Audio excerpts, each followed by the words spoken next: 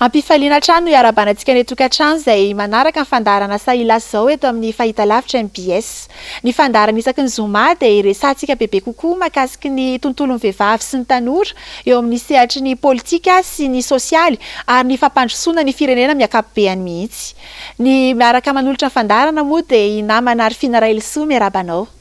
Miarahaba Paola Zafy-Mahefa. Eto dia manatitra ny fiarabanantsika mpijery ny fahitalavitra MBS. Eo koa ireo manaraka ny onjam-peo manerana Madagasikara. Ankoatr'izany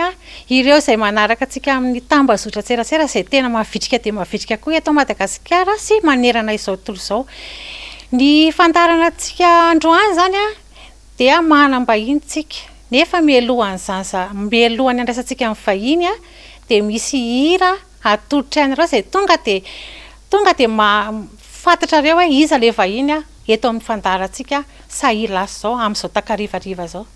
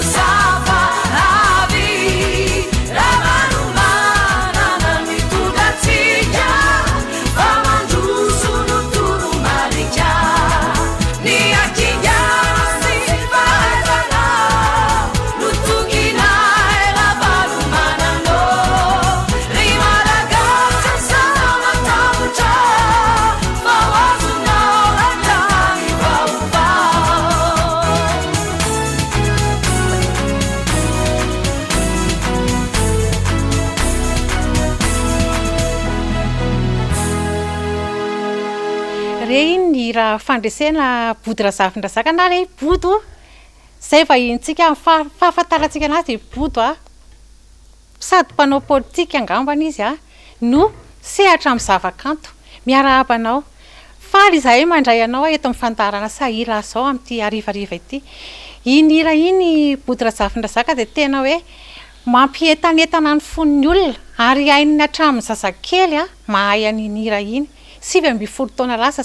izay ngamba ny nahafantarana anazy. Na nahoana ny ainanao namoronana ny hira iny tamin'izany fotoana izany. Mamerina ny araba nareo miravavy aloha ary manantitra ihany koa ny fiarabana ny isa-tokantrano izay mampandroso anay misaotra mampandroso. Iny hira iny tokoa dia hira anisan'ny hoe manana ny tantarany ary mandona izay rehetra manana fitiavan-tanindrazana. Sy miara amin'ny tempo tao anatina foto-kevitra anankiray. Io foto-kevitra io dia foto-kevitra nentin'ny candidat Ravalo manana marika tamin'izany fotoanandro izany izay niantso mba hamorona ny hira io hiaraka aminy. Dia rehefa tonga ny fotoana dia niona matetika izahay hoe ity feony dia toy izao no eritreretiko ho tonony dia miteny izy hoe izao no tonon-kira everiko atao dia manosokevitra dia miverina makany amin'izay tsy mety io fa izao dia averina dia averina indray hoe iraina kely indray alefany amin'ny tsy maneno tsara izany dia averina kely dia izany hoe fiaraha-miasa tena fiaraha-miasa raha n'izany hoe tombon-dainy na lalako ny tena leader ny io candidat io zany ka nanekeko hiaraka aminy amin'ny foto-kevitra sy ny fomba fijeriny avy eo moa izy tena tonga filoham-pirenena de lasa filoham-pirenena Marc-Ravalomanana de iny hitantsika rehetrarehetra iny tantara fa tamin'izany fotoana izany de ny antsipiriany ny teboka ny faingo ary ny sakany lavany de anisan'ny voafehy ary voakajy amin'ny milimetatra voakajy amin'ny segondra ny zavatra rehetra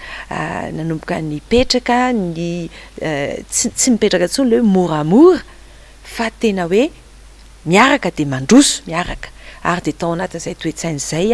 no nanefy ny tsirairay tamin'izany fotoana izany fa de niaraka tokoa ary rehefa tonga ny fotoana ny atrehana zavatra sarotra de anisan'ny nanampy be dia be ny olona zany ny riny mba entina niara-ny ainga de nanome fitempo miaraka sy mitovy de lasa tena ny fanahy ny fiarahamonina tamin'izany de fanahy hafa de hafa mihitsy. Ianao moa zany Botra Zafindrasaka de efa arak'ilay voalaza teo aloha de efa nisehatra teo amin'ny lafin'ny politika, efa nilatsaka solombavam-bahoaka ianao amin'ny anaran'Tiako Madagasikara tao amin'ny boribory tamin'ny fahatelo. Ianao koa araka ny nambarako de efa mpanakanto malaza ary manga feo. Diva ny afantarantsika diva malagasy. Inona zany ny antony tena nanosika anao hiditra ho ao amin'ny resaka sehatry ny politika? Ny tsy manao politika de politika, ny manao politika moa zany de efa politika. Ny fikajiana fotsiny ao anatin'ny tokantrano ny hoe alefako mianatra ny zanako de efa politika zany. Ka noho izany ny zavatra rehetra izay nisoratako mahakasika ny fiarahamonina de efa endrika fandraisana anjara ao anatin'ny sehatry ny politika. Nanoratra hira be dia be izay hira mikasika ny tanindrazana hamelomana izay fitiavana tanindrazana izay ao amin'ny tsirairay ao amin'ny malagasy indrindrindra ahafahantsika miaro ny firenentsika manana ambo-po ary mahafantatra ny tena asina sy ny tena sotoavina ho an'ilay firenena izay hijantsika sy honenantsika ary tsy firenena io raha tsy isika. De be dia be ny hira nosoratako momba ny tanindrazana mahavita album anankiroa telo ary ihany koa ny resaka fiarahamonina ohatra karazana amin'izany anao sy ny azy tsy hoe teny azy ny tonga amin'ny toeran'io de diso fe ny tenin-drazana zavatra ohatran'izany zany be dia be ny hira izay noforoniko misy an'ny politika, misy baraoviana, misy karaza izay mahafantatra ny hirako moa zany de mahafantatra an'izay fierika, firehana, fomba fijery ary fomba fiady ao anatin'ny sehatra fiarahamonina. Ny maha artiste koa maha-mpanakanto dia nahatonga ny UNICEF niantso ho lasa solotenan'ny ankizy teto Madagasikara. Izay politika ihany koa zany. Politika sosial, tsy politika poliziana fa politika sosial. De niditra ihany koa tao anatin'izay. Rehefa avy eo de nitarika nandroso bebe kokoa andray andraikitra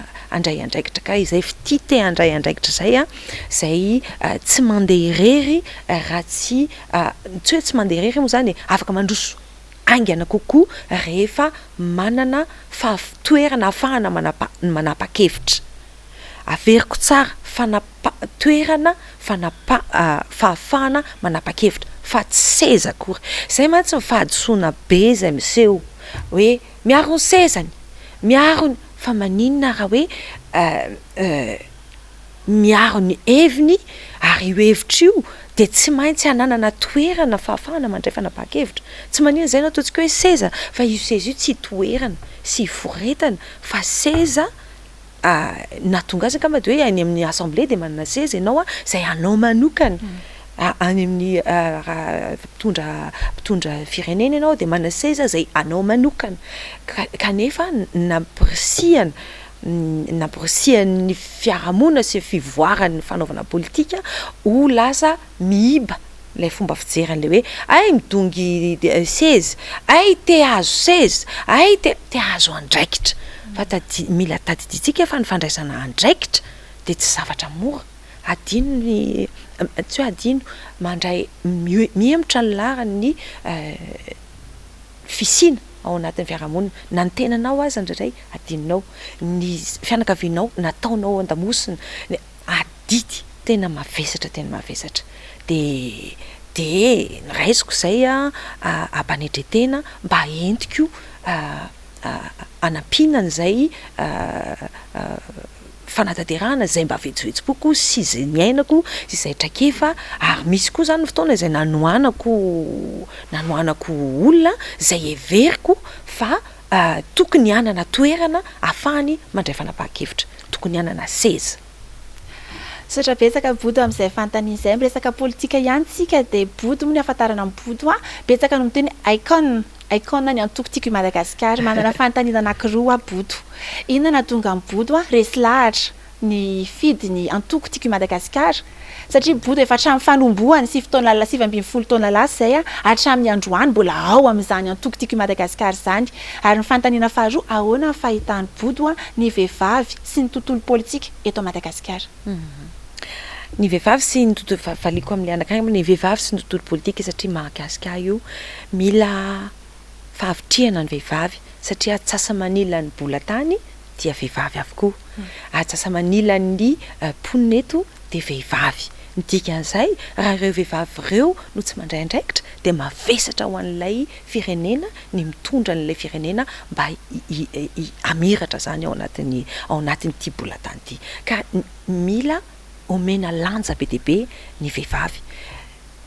dikan'izay dia mila ampianarana ny vehivavy mila mahasany vehivavy mila fahaizana mamakafaka zay hoe mandrantsofina mifandranitra ihany koa ny vehivavy samy vehivavy ary fanakalo hevitra amin'ny lehilahy mandray anjara ao anatina antoko mavitrika mianatra mitondra hevitra miezaka mitondra hevitra ihany koa zany no hoe tena anjara toerana ny hoe tokony ho raisin'ny vehivavy zay tsy de tena mbola tanteraka loatra amin'izao tsika miteny zao de izaho zay tao amin'ny niaraka tamin'ny antoko tima hatramin'izay ka hatramin'izao dia ny fahareseko lahatra no nidirako tao zay tokony ataon'ny vehivavy mandinika aloha rehefa resy lahatra de miditra ary miezaka mitondra ny anjara birikiny ahatanteraka izay zavatra kasaina zany hoe mila miteny aho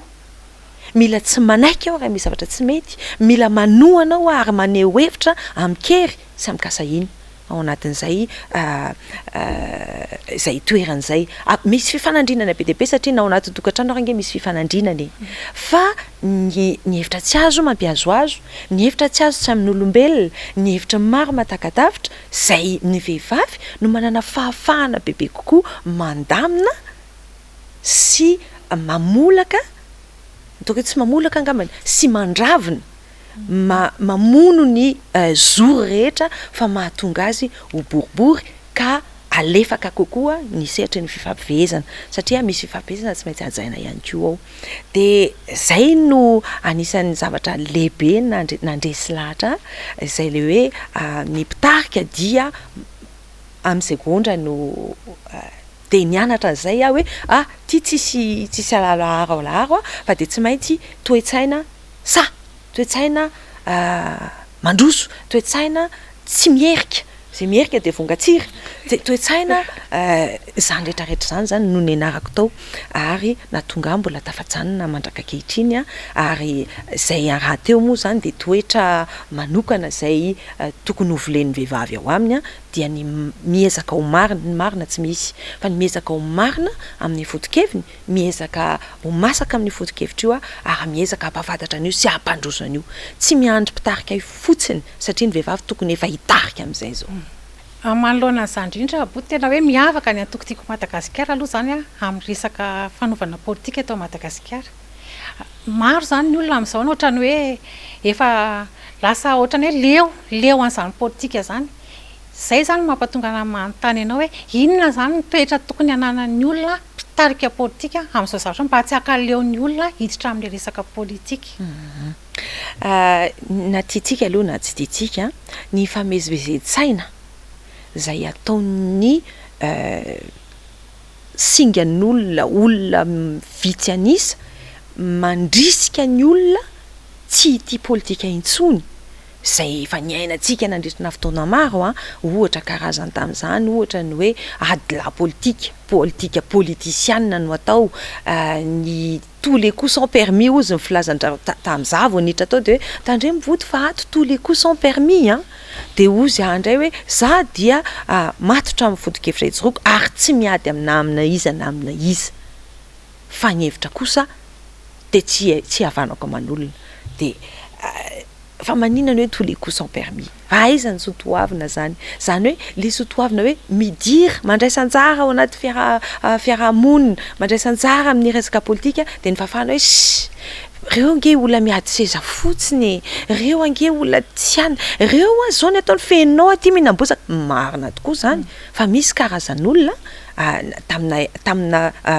eny fa na tamin'ny andro fampantsaka azy dia misy karazana olona zay tsy manao afa-tsy tsy andraisan'ny olona andraikitra ao anaty fiarahamonina amin'ny alalana tsindry maro samihafa de am'izay ny olona kivy am'izay ny olona tsy hanao politika fa za de mandrisika ny rehetrarehetra hoe ny politika tsy ratsy nisy namako zay ohatrany hoe zanaka karazany hoe zanako anankiray zay anatina antoko hafa akoatran'ny ny antoko misy azy zany zay tamin'ny andro fitsingerenana naterahako de nametraka posta anankiray satria ny sasany moa zany de manao eny fa na de ao anatin'ny antoko ary de hoe body aza ampiarahana amin'ny politika ny ananao ao momba aza manao politika intsony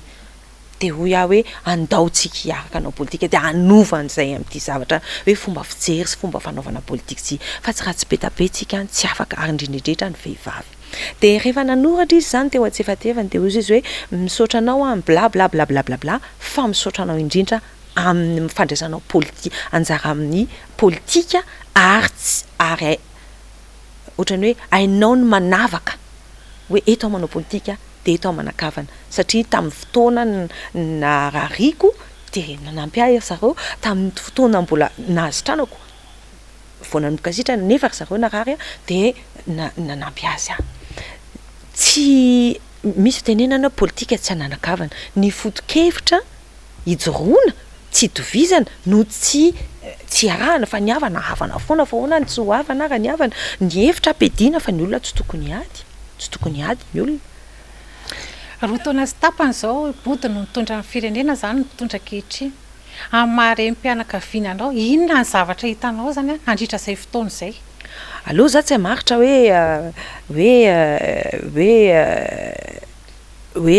roa taona sy tapany fa ny zavatra fantatro fotsiny dia mihamafy tenena fa tokony hijany mihamafy tena mafy ny fiainana eny fa na izy ara na ny mpitondra azy de efa nilaza hoe karazakanina hinona no hoanitsika eto de noho izany tsy zoviana sy tsy ina moa tsy zoviana sy ampahafantarina ny olona rehetrarehetra hoe manahoana moa zany ny fiainana amin'izao fotoana zao fa dia tady kiraro ve zao mbola misy hoe mihinana tady kiraro aloha to hoe mihinana tady kiraro ny olona fa ny gagazo moa ny ariary mbola mihina gagazo fa ny olona ty ivelany tena tsy tapakibo akory fa tena hoe inona re zany tsy mihinany mandro fotsy tsy manakoanina nany fampianarana miresaka zay fampianarana zay indrindra body totika kelany amin'ny lafiny sosialy tsika amin'ny politika moa tsy afaka misaraka amin'ny sosialy raha teo body manana fikambanana tsona hoe EUG na hoe sakambino amin'ny teny malagasy zay miresaka mahakasiky ny sosialy sy ny fanabeazana fampianarana eto amin'ny firenena de mifantaniko mahakasiky zay indrindra body tsika zao anatin'ny vanim-potoana fampidirana amin'ny mpianatra miresaka eny amin'ny tontolo fiarahamonina eny ianao eny amin'ny fokotany misy anay de tena mikaikaiky ny ray aman-dren'ny mpianatra amin'izao hoe ahoana ny atao ampidirana an'ireto zanaka an-tsekoly eo moa ny droit d'inscription ny fiteny azy sy ny fifidianana ny fitaovam-pianarana rehetrarehetra ny an-tsekoly zay tsy maintsy tsy maintsy sany ray aman-dreny ampidirana an'ireo zanak'ireo any an-tsekoly zay zao ny resaka mandeha amin'ny fiarahamonina de tena mampikaikaiky ny ray aman-dreny sy tokantrano mihitsy ahoana ny atao ny zanakay hiditra hianatra ny fari-piainana ty tena efa tsy ho zaka tsony manahoana ny fahitany body ny zanaka malagasy ny hoavy ny zanaka malagasy sy ny taranakitsika mihitsy raha zao fandehan-javatra zao ny zavatra mety iseho a raha ohatra ka mbola tsy mandray andraikitra ny vehivavy dia ny zavatra mety iseho a dia miena nisan'ny ny ankizy andeha hianatra zany hoe mikrosofahana isika raha tamin'ny tadidiko tsara tamin'izany fotoana de hoe ny ay olona tsy mahay mikirakira ordinateur amin'ny taona 2000 dia olona mitovy amin'ny tsy mahay manoratra sy tsy mahay mamaky teny isika kehitriny ny ordinateur aloha zany tsy andrehetra manino misy cyber tsy maninona ary fa fidirana cyber mandoa vola biblioteka mana biblioteka tsika misy solosaina fiaina anaty biblioteka any zany mbola lavitra fa le aty amin'le hoe mianatra manisa manoratra ary mamakafaka mandalina mianatra de aty zany de fa misy mikatso eny andalana ny olona raha taloha izy zany hoe kamo izy andefa ny zanany any am-pianarana fa zao mbola hoe kamo lafo tsy takatra satria ny fahefa-mividy milatsaka ny fiainana miakatra de mifanalavitra ka raha ohatra ka ny hoavy ny zaza malagasy ka tsy hisy fandraisana andraikitra malaky de ho sahirana ny fandraisana andraikitra eo amin'ny sehatry ny fampianarana de tokony ho jerena ny isa-tokantrano atao lara-pahamehana satria rehefa tsy mahay ny olona ao anatin'ny firenena anankiray de tsy sontrotra mihitsy le firenena na iny kidona na iny na iodika avy na iodika avanana mila mianatra de raha amin'izao fotoan'izao zany ndresahana raha hijery fotsiny hoe inona no fourniture scolaire na ny lisitra ny fitaovana ho ampiasaina any am-pianarana amin'ny sekolim-panjakana de nisy fiovana ngeza be satria za ao anaty association zany dia ny ezaka ataon'ny association zany de ny hoe manamora ny fiainan'ny vehivavy ny reny izay mba hahafahany mandefa ny zanany any am-pianarana ary manao lara-panomena ny fandehanany ankizy mianatra misy raha fifehezana ao hoe tsy maintsy manatra bulletin ahafantarana fa mianatra ny ankizy avy eo mbola misy fikajiana hoe misy niveau ohatrany ahoana ny avony fahaizan'ny ankizy mba hafahana manosika azy amin'ny fiatrehana ny fanadinana na fiatrehana ny klasy manaraka misy ihany koa ezaka be deabe zany zay atao ka rehefa nangataka naka listrana fourniture zany any amin'ny sekolim-panjakana dia anisan'ny olana anankiray tsy ampidiran'ny ray aman-dreny ny zanany any amin'ny an-tsekoly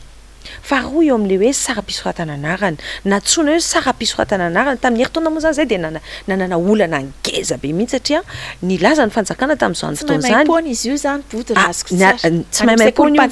maimaim-pony io tamin'ny herintaona de nilazaina fa maimaim-pony ary betsaka ny ankizy avy any amin'ny privé ny verina niditra nakaty amin'ny fanjakana satria ireo ankizy any amin'ny privé ireo de ankizy tsy nana-tsafidy fa tsy afaka 6e ohatra mbola iverenako ihany koa zay de raha io lisitra io zany dia tsy ahafahandray aman-dreny mihitsy ampidirana ny zanany any am-pianarana indrindrindrindra fa raha mitaky an'izay ny any am-pianarana hoe tsy afaka mianatra raha tsy ampy ny fitaovam-pianarana de olana anankiray zay faharoa eo amin'ny lafiny sara-pisoratana anarana zay tsy tena sara-pisoratana anarana fa frame ny tena marina io frame io de miovaova isaky ny EPP fa tsy misy standard tsy misy maribola mitovy fa isaky ny EPP de miova Daniela zany zay mpianatra nahay indrindra teo amin'ny boriboritany fahatelo EPP any boriboritany fahatelo de saika tsy navita nanao examen satria ny tsy ampy satria lafo de lafo tsy mahay oka aloha za tsy maintsy hiezaka anao ariary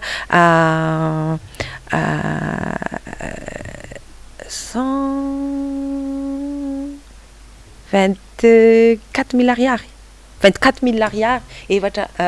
rivo sy roa alina ariary no tsy naintsina alohany satria eo koa le endrika anankiray ohatra ny any amin'ny privé io rehefa tsy mandeha collage ianao de tsy mahazo bulletin tsy mahazo any eo le ohatrany hoe chantage kely zany izay azo eritreretina daholo hoe eny azo everina ekena ihany zany satria rehefa vilasany vita ny anany ankizy de eo le framatsy ahoana moa zany ny hoe efa napetraka tamin'izay fotoan'izay hoe horaisina raisin'ny fanjakana ny fram nahoana tsy noraisiny fanjakana ny fram tena ny taom-pianarana de natao any ambany latabatra fitenena tsy maintsy mandoa fram mandray hony verina daholo ny olona rehetrarehetra tsy maintsy mandoa fram mandray aiza moa zany no ahitan'ny olona mpanasa lamba izay nampirisianao andeha ampianatra ny zanany de lasa enao indray zany no lasa ohatrany mahatsiaro tena hoe napidikizo anareo ve ary tena makaty aminao mihitsy le olona amikatezerana zay tsy izy hoe de ahoana zany io zay azoko loatra ny fanantainana mahazo an'le ray aman-dreny satria ianao mandrisika sy manery ankolaka ampitiavana an'le olona alefa sy mianatra ny ankizy nefa ny zavatra ianao tsy manana fahafahana manao an'le izy nanao antso moa de isaoranareo ohatra izay nanampy nafitahana afahana nanao ny nandoa ny an'ny ankizy sasany ary zay nahafahany Daniela nanao fanadinana ka nazahoany larana voalohany teto amin'ny boriboritany fahatelo izay zanaky ny association de zany rehetrarehetra zany tokony apetraka raha ny hoavin'ny fampianarana sy ny hoavin'ny zaza malagasy ary ny hoavin'ny firenena nyjerena hoe inona no fomba andrisihana be indrindra ny zaza avita fianarana mandra-batongana fenitra anankiray toy ny hoe any amin'ny classe de troisième mahazo BBC izy satria ny ankizy zao zany eo amin'ny CPE tsy afaka sixième satria niatrika pandémie tsika niatrika de tsy nianatra ny ankizy ndray aman-dreny tsy maharaka an'izany na ny fitezanana ny rehetrarehetra satria ny hohanina an'io afaka pitso vao mba hita mandro fotsy sy ny etretra dia nidina ny fahaizan'ny ankizy de betsaka no tsy afaka classe tsy afaka sixième rehefa tsy afaka sixième tsy afaka ho any amin'ny privé satria misarotra fiainana rehefa tsy afaka makany privé dia miabandona zany hoe ny toan'ny ny tahan'ny fialana an-tsekoly zany de miakatra amin'izao fotoana izao noho izany raha ohatra ka ny hoaviny jerena de ireny zavatra rehetrarehetra eny an-tsara eny no tsy maintsy dinihan'ny mpanadiady iarahany miasa amina olona misehatra any anaty fiarahamonina fanomezana lanja be deabe ny association zay reny ny tena fangaro be deabe indrindra amin'ny vahoaka ary manome an'izy ireny ihany koa tohana mba ahafahan'izy ireny manao ny asany satria na tiana na tsy tiana manaraka hatrany amin'ny ati-posy de tokony hoe ratsa mangaika anankiray zay mba entina ihany koa miaro le ankisany hoe raha feheziko zany de misy réforme tokony atao fa raha za manokana no mijery amin'ny zavatra iainan'ny olona de hoe ny fifaninanana hiditra any amin'ny sekolim-panjakana amin'ny classe de sixième de tokony foanana fa tokony manao examen ohatra manao examen isan'andro izy de iny ny akarany classe de sixième misy karazana ankizy tsy mahay manala examen de tsy afaka izy de miala izy nefa tokony anana ny fahafahana ary zay efa mipetraka ho lalàna tsaroko tena tsaroko ary tena nanamarika ny fotoana tamin'ny andron'ny fitondran'ny président Ravalomanana fa obligatoire zany hoe tsy maintsy mianatra ny zaza malagasy marina fa tsy maintsy misy zavatra iarahana zavatra ina moa izy teo tsy maintsy atao manaraka an'izay toy ny fananganana sekoly mitombo ny samponina ny aizavy ny toerana sy ny rehetrarehetra fijerena maro isan-karazana fa rehefa mbola tsy ataontsika lara-pahamenana ny fampianarana de mbola etotsika misy zao ny sekoly manara-penitra zay amboarin'ny fitondrana ahoana tokoa reny sekoly reny ny body raha nyfieritreretanao anazy satria any ambanivohitra any nge be tabe ny sekoly tena hoe rasy tsisy ny fitaovana tsisy ny ninona nefa ny ezahany zareo hoe anao manara-penitra mety ve reny zavatra reny raha nyfieritreretanao anazy inona ny tokony atao raha za manokana no mijery dia ny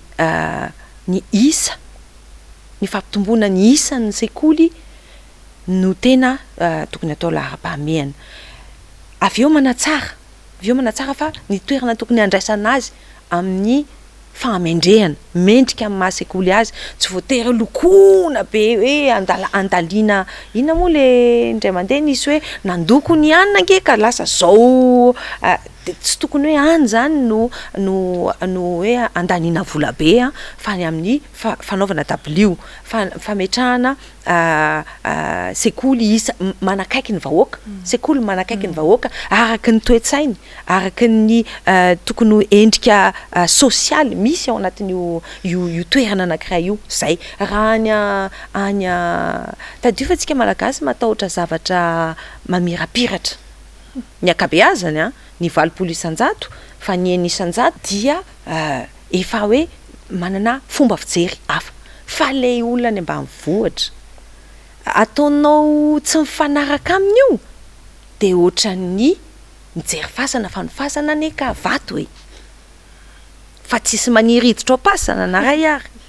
fa ny tranony malagasy neka tafo-bozaka fa mamy loatra trano bongo misy ronono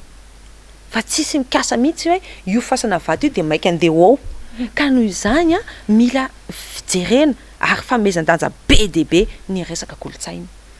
zay ahafahana mandinika hoe karazana fiarahamonina toy ny inona ary mitaky inona mba ahafahany manakaiky bebe kokoa zany hoe le zavatra atao zany tokony manakaiky ny vahoaka fa tsy manalavitra ny vahoaka de andosirana ohatrany mandositra fasana le zavatra mijoalajoala be zay tsisy ifandraisany mihitsy amin'ny tokantranony de matahotra izy na hitsofoka ao azy de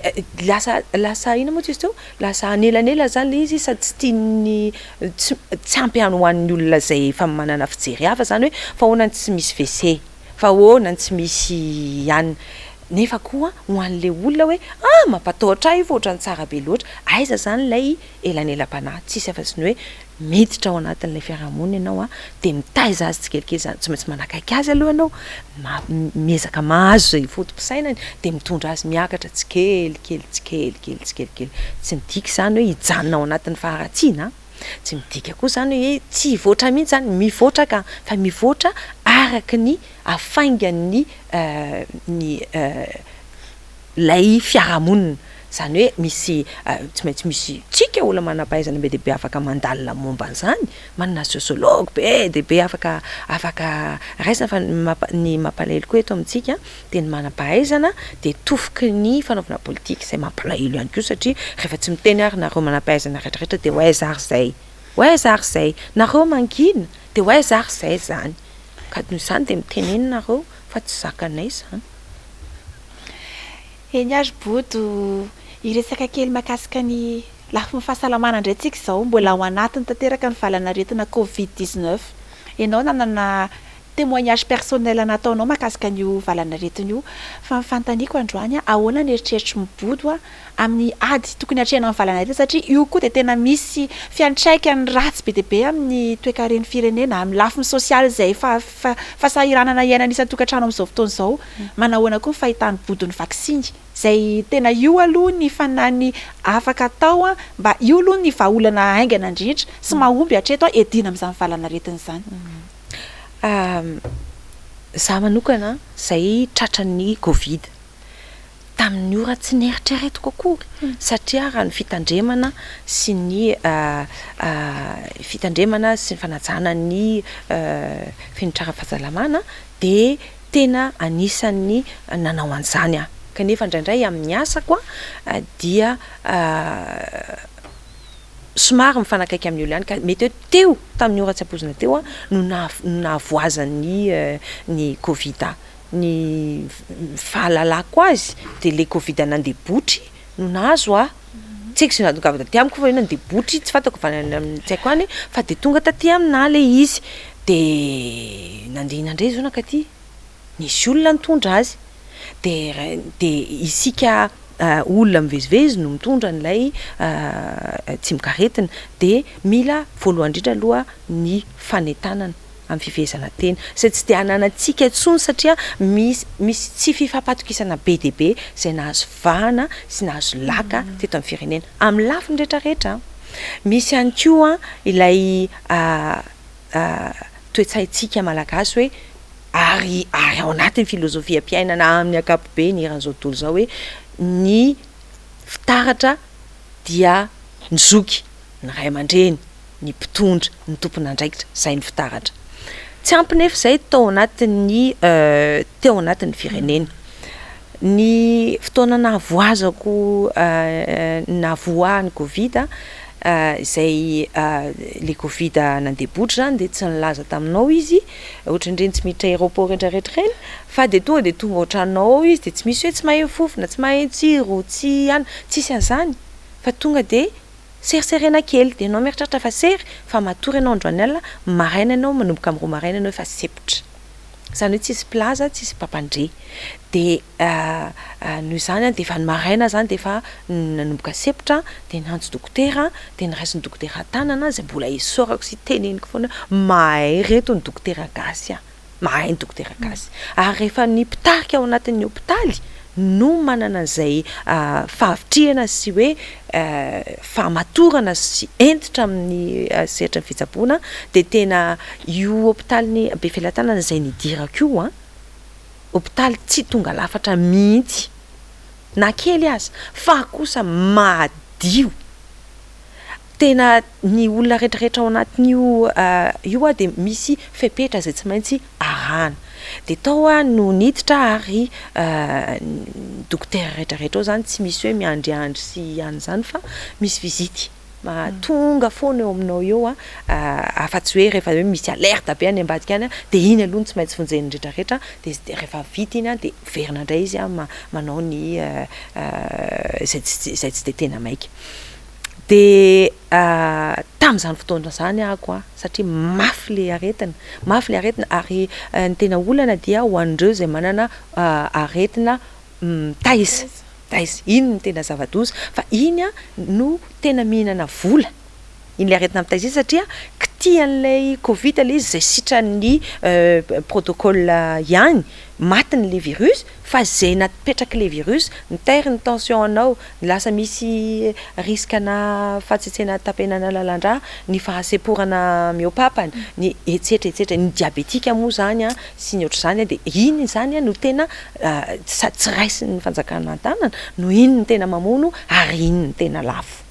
de za tamin'izany de nanafatra tamin'izany fotoana zany efa niteny ny président Ravalomanana tamin'izay hoe vaccine ampidiro vaccine de hoe fa raha vao miditra hoe vaccine de za voalohany miazakazaka mandeha makany zay moa le fa lasa tononkira mihitsy ny raha anay mbany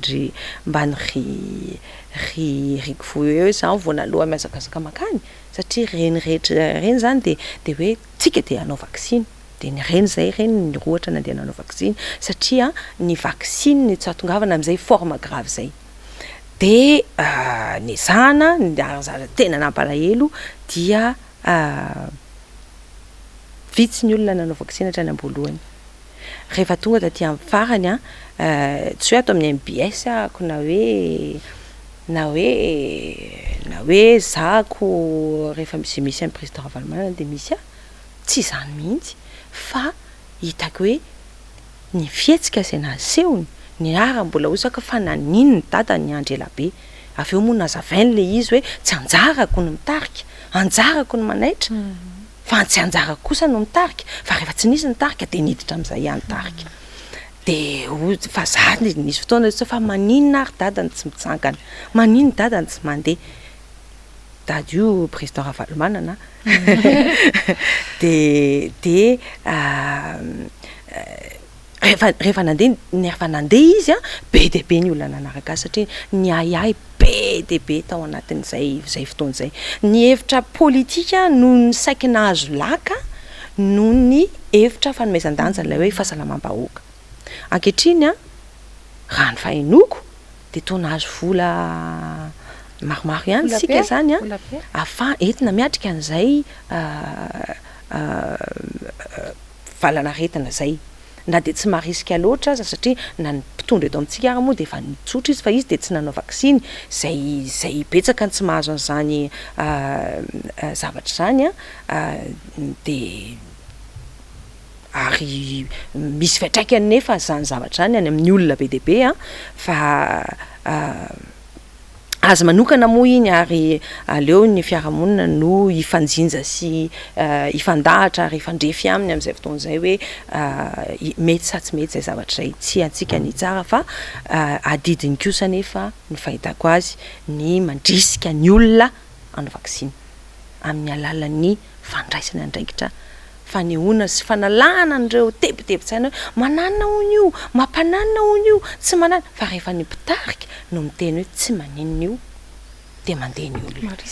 marisika ny olona ary adidy amin'ity bolatany ity adidy amin'ny fiarahamonina adidy amin'ny firenena zay ny fahitako azy tsy ananakambo satria fahasalama-bahoaka no resahana tsika eto tsy de mbola manome vahana loatra fa raha ohatra ka mitsabo ankizy amin'izao fotoan'izao zay ankizy ao anatin'ny association zany be resaka be hoe ankizy ao anatin'ny association zay voatery tsy nampidiriny hôpitaly dia misy sosialy eo amin'ny hôpitaly fa le sosialy eo amin'ny hôpitaly misy fetra de rehefa tonga eo ampivoandrany ihany koa le olona dia ilozana satria tsisy fandraisana anjara le zaza zay zao zany tokony hanao scanner misy ao amin'ny hôpitaly be felatana fa tsy afaka manao scanner ny fa maninona moa zany zao tsy afaka manao scanner nefa an'ny hôpitaly an'ny fanjakana ilay fanaovana scanner de tsy maintsy mandoa 2 millions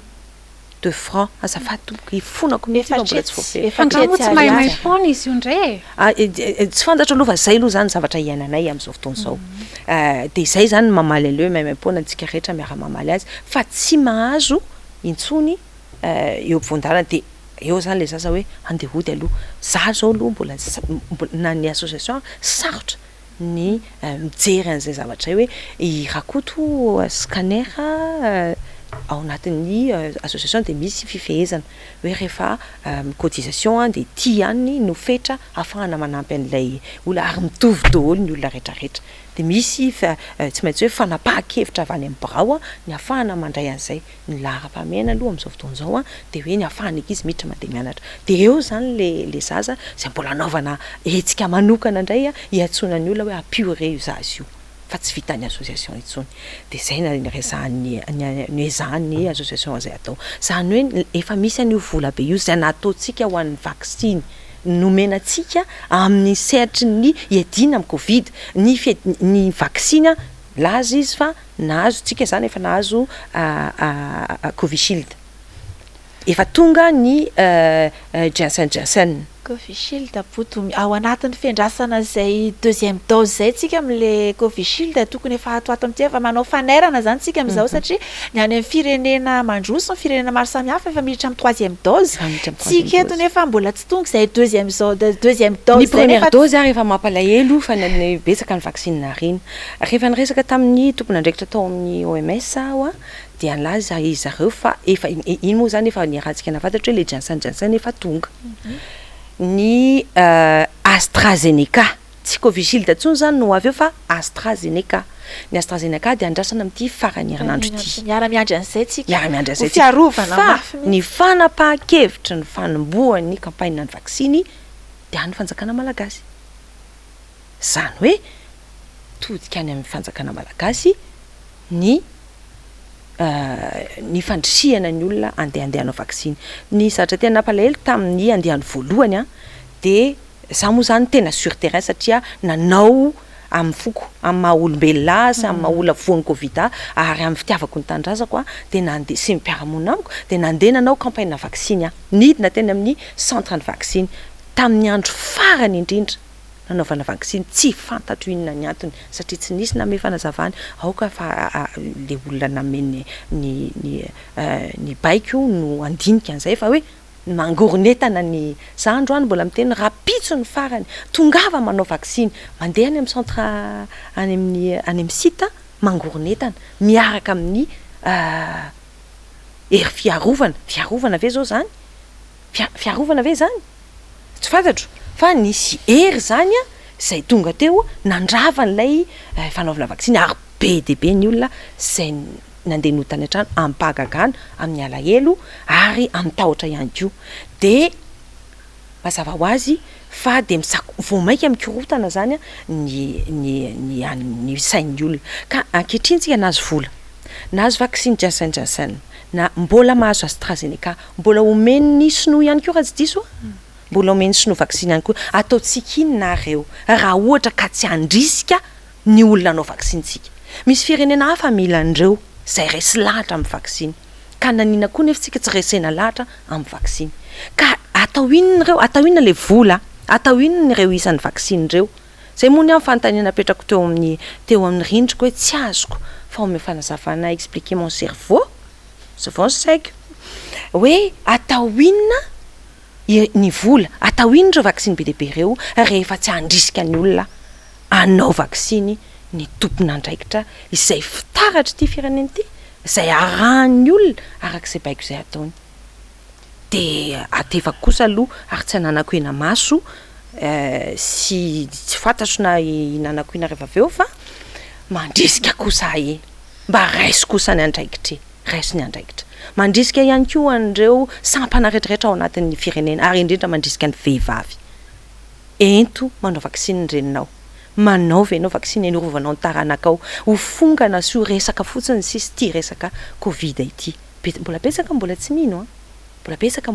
ary mibetsaka ny vony efa tsy manaiky fa covid nazo azy be deaibe manodidina ny ireo ankizy ny ao anatin'ny association reo voan'ny covid fa tsy mety manaiky izy fa voan'ny covid tsy covid zany io mama andana raha aloha ianao manao test covid ka de tsy anaiky izy fa hoe tsy covid io de dikan'izay misy an'ilay kolotsaina zay mbola nampiana kolotsainy ny tahotra indray de mbola nampiana kolotsainy adivarotra kolotsainy polémique fifanampozina-kevitra angambany zany hoe polémique zany mifanapozi-kevitra de mahatonga tsy ady hevitra le izy fa tena fanapozina-kevitra raha ady hevitra mantsy le izy de sokafo ny hainao manjery rehetra de andao iresaka momba an'io atsovy ny dokotera fa na ny dokotera de mandrisika na ola voan'ny cancer ary de ny dokotera de miteny fa manaova vaksiny na voan'ny cancer azy dikan'izay tokony samy mandray ny andraikitra ny tsirairay avy voalohany indrindra ny any amin'ny ambaratonga-pahefana de ny akaiky indrindra de isika ao anaty fiarahamonina izay mifanentana hoe mandehana manao vaksiny za nanao vaksiny za de mandany méga mandany fotoana miresaka hoe mba mahatona sy mba voatona koa satria adidiko zay ao anaty fiarahamonina raisiko ampanetretena de raha manao ohatrohatra zay daholo tsika rehetrarehetra raha manampinampy kely manodidina tsika rehetrarehetra fa manana tongotra anankiray afaka mandeha mandroso mialoha amin'ny lafiny akapobe mihitsy zay lava ny valim-panontania tena feno de feno mihitsy zay fanambarana nataon'ny boty zay ary tena isaorany ianao satria zava-dehibe mihitsy zany teniteneninao zany fa hivadika lafin-javatra anankiray kely zany ianao tena hoe renim-pianakaviana feno mikaikaika zao ny tokantrano malagasy amin'ity fitanganany vidim-piainana ity manahoana fiatrehanao renim-pianakaviana zany zavatra zany ianao ary efa manana hoe zavatra ataonao amin'ny fiainanao andavanandro maika fa ilay ireny zay tena hoe tratry ny fahasahiranana ahoana ny fijeriny bodo an'izany zavatra zany amin'izao fiainana zao amikadezerana no iainana isan'andro satria miaina nisan'ny voambary eo ambony lovia aloha tsy maintsy mandefitra ny lehibe fa de ny ankizy no tsy maintsy omena vahana na mino ianao na tsy mino de zao no lazaiko anao de anazava raha mety ianao miaina ny fahefa mividy ao anatin'ny tokantrano tsirairay avy na saranginina na sarangainina ny misy azy de miaina satria miasarotra na ny fidiram-bola noho ny lafin'ny pandémie lafiny ara économique fa ao koa zany lay fanararotana ao tsy fahafehezany ny zay tokony hifehy azy andreo fiakarandreo sy fitsinjovana hoe ahoana ny fomba zay tokony manam-pahaizana be ohatran'izany no betsaka tsika ary tsika tohatrany hoe manana fahafahana ihany koa mahay miresaka amin'ny mpamatsy vola ary tohatrany mahafantatra olona efa nanao an'izany teo aloha zay nahavita ary tokony alainy tahaka tsy mahamenatra zany fa ary le olona tsy menatra mizaratra kefa ary indraindray izy tezitra aloha hoe efa teneniko nareo fa zao ny tokony ataonareo zao ny tokony ataonareo fa nahoana nefa ny tsy enona amiko rehefa tsy mieno de tsy atao le izy noho ny ampopo ve sanatria ny vava za noho ny fieritreretina hoe tsy tokony ho fa nataon'ny fampanjaka na nataon'ny tsiranana natao zay mifandimby rehetrarehetra teo zay tsara tokony raisina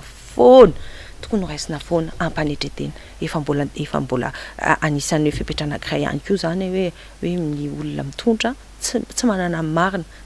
marina marindrano fa kosa ny olona mitondra de mila manatsofina ny olona mpitarika de kaikaiky mihitsy am'izao fotoana zao inona ny vahaolana nahazo de ohatrany hoe nahazo 3 andro zay indrindra za aloha matahotra fa tsy vita anatin'ny 3 andro efa tapitra omaly ny 3 andro zay namparantenana voaka malagasy raha tamin'ny lady ariva no kabary hoe ameo 3 andro mena 3 andro ampidinana ny vidim-piainana io efa niandratry no omaly ny voaka malagasy hoe aizy laka misy tsika androany za zany de mieritreritra fotsiny hoe tokony ajanona aloha ny resaka serasera fa kosa tokony atao betsaka ny fidinana eny fotony ahafahana mandrefy an'izay hoe aizany marary ary mety aizany vahaolana miantso ny herivelona rehetra satria tsy ame anara-pahasalamana fotsiny fa ame anara-pahatrana ame anara-pahatrana zany zao no tena miatra am'izao fotoana zao ary crise daholy ny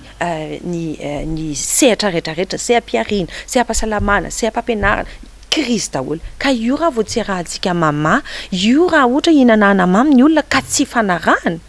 ny olona manaiky mihinanana mamy rehefa ohatra ka olona mahay mandrisy lahatra sy ankatoavin'ny olona ary mamy ny olona no eo ka raha mieritreritra zany ny tompona andraikitra fa tian'ny olona ankatoavin'ny olona noho ny zavatra izay ataony zany de tsy tokony izy fanahina mihitsy ilaza amin'ny olona hoe atontsika mifey fa atontsika nareo reto mandefitra kely fa ometsika vahana aloha ny ato tsisy ina moa tsy izy teo ny kalamavo maty de fanarahampivady zay vao maty kalamavo ary rehefa maty kalamavo de manaiky mipivady hoe de hoanina zany kalamavo fa raha zany io de ny anakiray miteny hoe zanga mitenanao vonoy de anakiray miteny hoe vonoiko io satria tsy nahita laoka de lasa feny fifandroitana zany ao anatin'le fiarahamonina ka le se ampiarahamonitsika mihitsy no tsy mamela an'izay tsisy ezaka moa zany aleo ngamba to de teneniko hoe tsy ampiezaka amin'ny fampivondronana satria mbola teneniko foana mbola miakatra any ambony ny tsy fidivizakevitra za aloha zany hoe aizany hevitra na mpanohitra na tsy mpanohitra za aloha zany de mahavita an'izany rehefa ohatra hoe misy zavatra mety ataon'ny olona kosa za iny mety fa ampiovo an'izao ohatra sao de mety atao an'izao za zany rehefa ohatra hoe misy fotoana vao tsy ela zay nyresaka tamina ministra noho io resaka sekoly sy fanabeazana zay sedrainay io de nandeha nantany hoe inona tompokony azonao atao inona fa zao ny tena olana miatra aminay tena mendrika zao zake ary maninona raha mba zao koa aza-panalala sixième matsony re tompoko ny ankizy fa aleo mba hatrany amin'ny classe 2 seconde aloha azo everina ve zany azonareo diniana manareo manampaizana ve zany hoe hatrany amin'ny classe BPC aloha aleo hianatra anao fanadinana fizahana mandritra ny taona ny ankizy de miakatra classe de 6e nitaky zany isana sekoly atsangana zay fandresantsika hoe tsy voatery zavatra mampirapiratra be mamirapiratra ny tena fiteny fa manany ihany tsy teny zavatra manjelanjelatra sy mamirapiratra fa zavatra mahasoa zavatra hoe kely tafiditra daholo ary mafonja indrindrindrindra eo amin'ny famezana asina ny mpampianatra sy ny seha-mpampianarana fahaizana ihany koa manome an'izy ireo fiofanana fa raha ohatra zao ka hoe mijery fotsiny verina metsoro-menotra hoe amin'ilay resaka fourniture scolaire ireo fitaovam-pianarana ilaina de ny fourniture scolaire zao de misy hoe papier velin zay tsy nisy taloha de misy chemise cartonnée zay tsy nisy taloha atao inona zany zao zany misy ilana azy zany amin'ny sehatra fampianarana moa ve ireo mpampianatra zay misy na ny fram na ny mpampianatra titulaire efa manana fiofanana manokana momba zany niova ve ny programme am-pampianarana mahafantatra an'izany ve roviana le fiofanana satria foy de foy teo tapitra ny fampianarana tamin'ny volana jolay de hiditra amin'ny volana septambra taiza voatra mbola tsy naheno aho fa nandeha niofana tadidiko mamako taloha mpampianatra de isam-bolana izy de mandeha ny F4 misy hoe F4 de mandeha miofana izy de izy avy niofana indray mampiofana ary tsy maintsy manao recyclage foana mba hahafahana tsy manary an'le herijika am-pampianarana ary manavao ny fomba mitatitra ny hoe inona ny zavatra iainan'ny ao am-pianarana de iny miezahana ndraiky hoe namboarana ampivoarana ny sehatry ny fampianarana ihany koa de tokony hajanona zany ny resaka hoe resaka serasera fa mila mahasa mandray fanapahan-kevitra zay tsy voatery ho tian'ny olona kanefa tsy maintsy mametraka endrika aloha ianao endrika lava ino moa tsy teo lavitresaka zany zavatra resako zany fa zavatra efa tokony efa natomboka raha sanatria tsy mbola natomboka de tokony efa atomboka deny zao atomboka ihany atomboka mihitsy atomboka am'izay zay kely izy tomboka am'izay hoe tokony anaiky ny rehetrarehetra fa tsy vitan'olodrery ny fiatrehana an'izao zavatra rehetrarehetra zao satria crise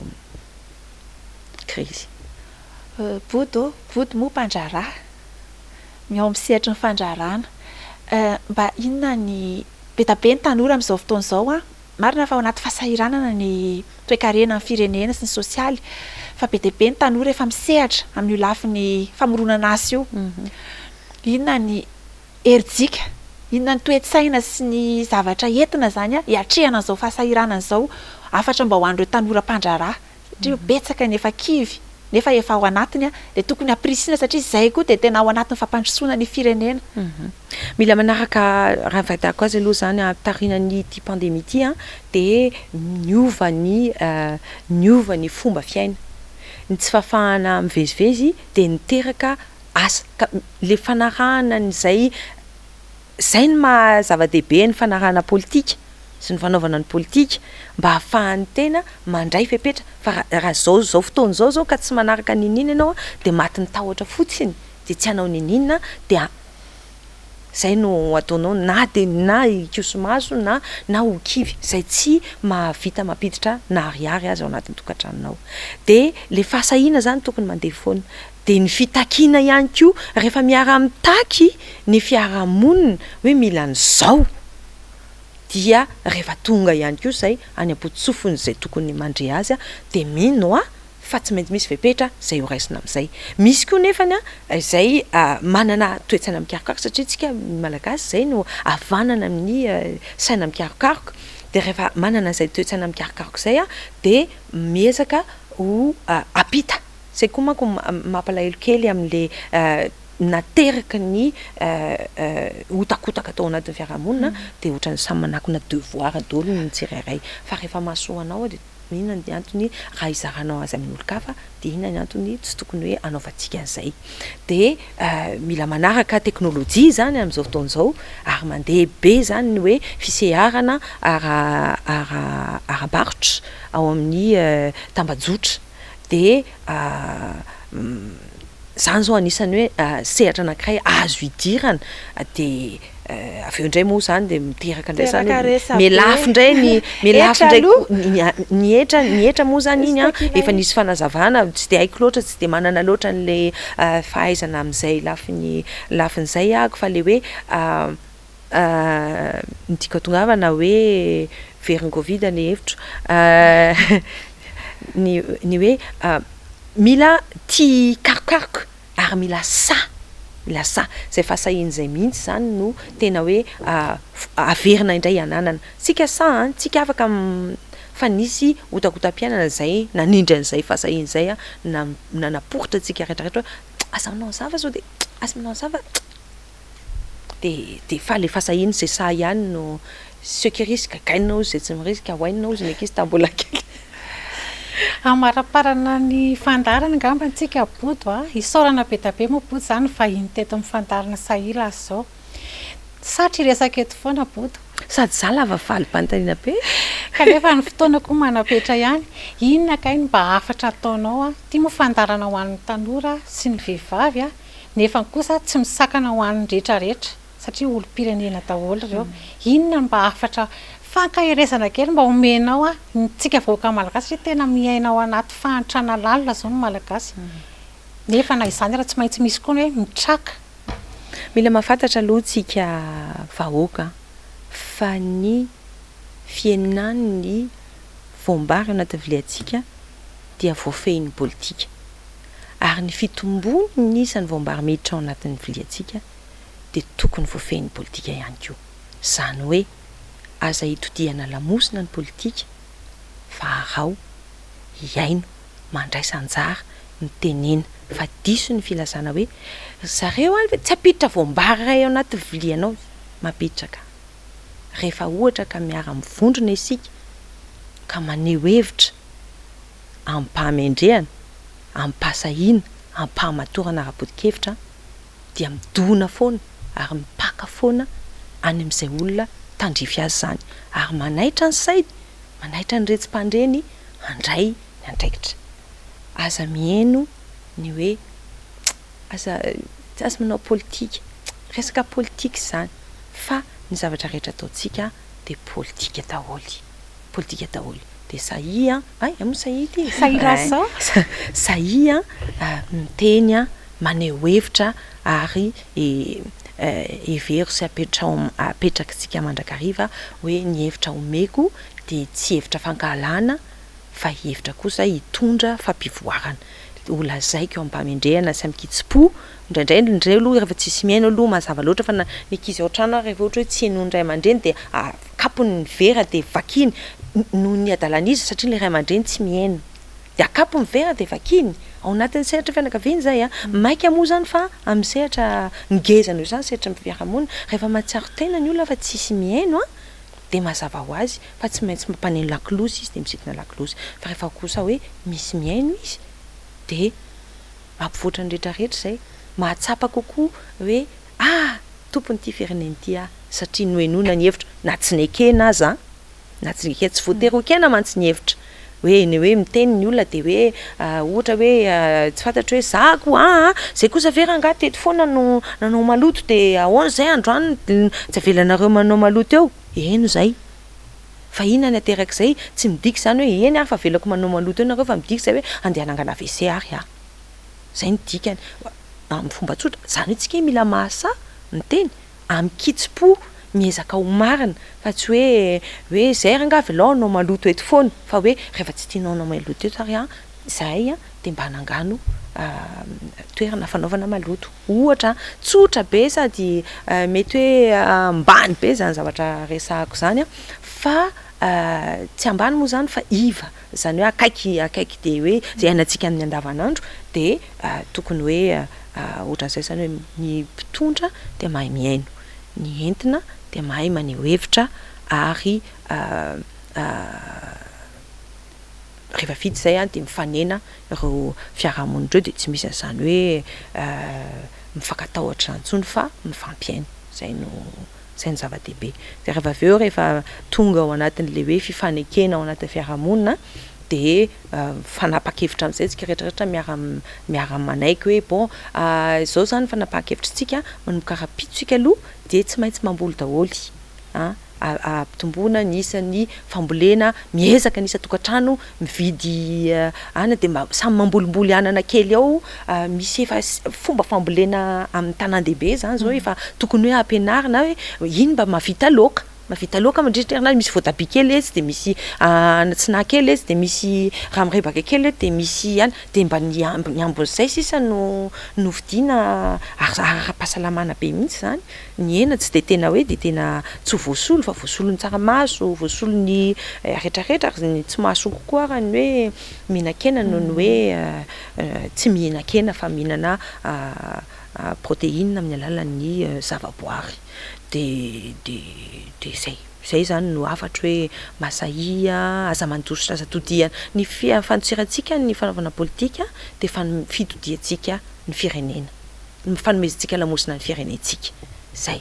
fa rehefa miteny isika rehetrarehetra mbola verikany amin'ny kitsipo miezaka ho marina sy ampamendrehana de kosa manaingy an'ireo tokony andefana zany sofina tokony andefana zany mba halady kokoa de ivavahana mbo tanteraka izany rehetrarehetra zany. Mankasitraka indrindra boto amin'izay afatra feno fakahirezana sy fanantenana zay ho an'ny vehivavy feno de feno ho an'ny tanora ho an'ny vahoaka malagasy tsy akanavaka mihitsy zay havatry boto zay ary mankasitraka ihany koa nanaiky io vahiny voalohany ny fandarana sahila zao isaky ny zoma azy arahana amin'ny namana Arfinina Rahelso sy ny tenako eto de manao veloma mandram-piona antsika ny tokantrano mankasitraka nanaraka fandarana hatramin'ny farany ary manasa antsika rehetra nanaraka fandarana amin'ny alarobia izay arahana amin'ny Clémence Rariny Irina sy Lili Rafarala veloma tompoko.